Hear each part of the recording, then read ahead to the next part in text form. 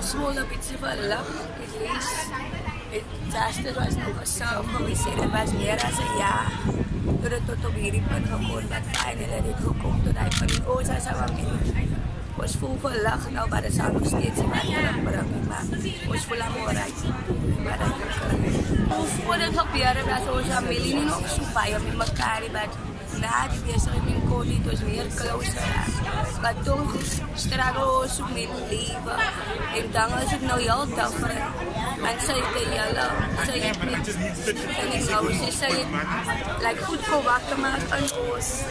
Maar ons gaan alles stap voor stap. En als een familie, als het elkaar zo poos, alles voelen.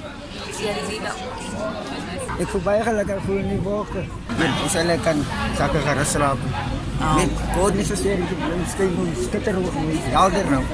Sy gaan nog baie moeilike tyd moet deurgaan. Ons het nou gehoor in die hof, julle sukkel nog met julle ander kind en so aan.